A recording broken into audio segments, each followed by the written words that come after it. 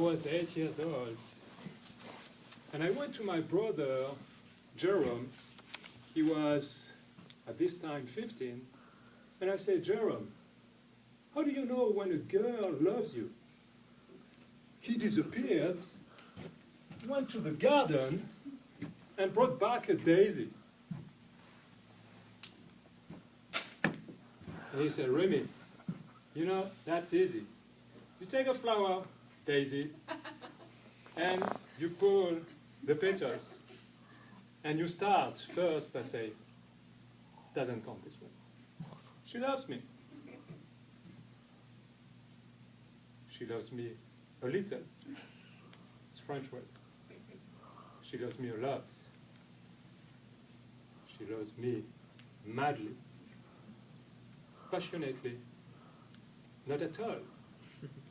And then you start all over again until you reach the last one. She loves me a little, a lot, madly, passionately, not at all. And the last one will tell you where you are, if she loves you or not. Well, man, that was a good one. So I ran back in the garden where the flowers were, and I studied it on my own. She loves me, not at all, madly, yeah, she loves me. It doesn't matter which order, I liked it, but I took all the flowers until Mom arrived. Hey, what are you doing, sweetie? What are you doing with the flowers? Oh, I know. Somebody taught you how to know who loves you. Stop that. Go away and find a girlfriend. And when she loves you, come back. I'll give you all the daisy you want. Madame Toastmaster, fellow lovers and friends, raise your hand if you remember your first love. Very good. Well, I do remember mine. I was 18 years old. I was traveling to Germany to have fun, making a little bit of money, and learning the language. I learned more than that. My first restaurant out there, the waitress, French, Adele, well, she was quite attractive. I loved her so much that I started to hang out here every night. She was working the night shifts or evening shifts, and whether tending the tables or at the bar. So I started to drink like you did.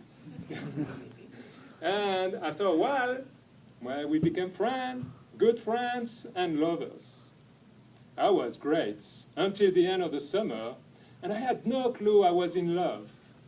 But she had to go back to France, and I had to stay a little bit longer.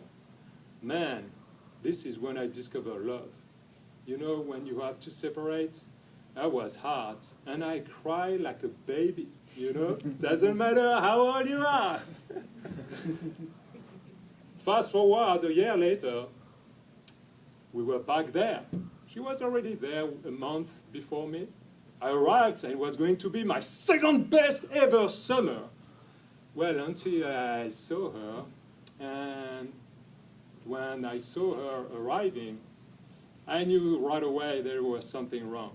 And she said, hey, Remi, good to see you. Well, I have to tell you, Eric and I, we're together. Out of sight, out of mind. Well, I was out of my mind, but anyway, that's love. But I still loved her, so I stayed good friends, and she did as well. So.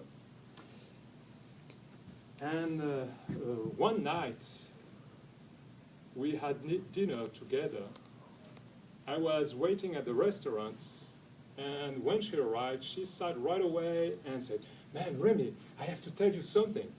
What's going on? I was thinking then, oh no, not about you, Eric's boyfriend, what a lump. And then she kept going, well, you would never understand what happened.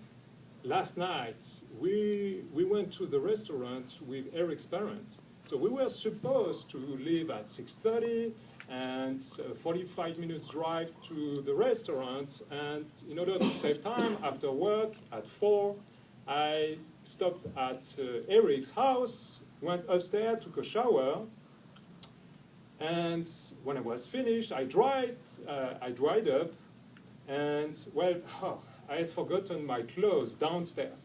So no big deal, you know, boyfriend downstairs in the kitchen, and only he and I. So I went downstairs, was going to pick my bag, and then I looked up.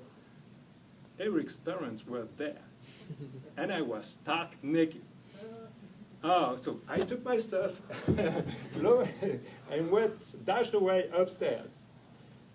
And she had a blast about it. I don't know why.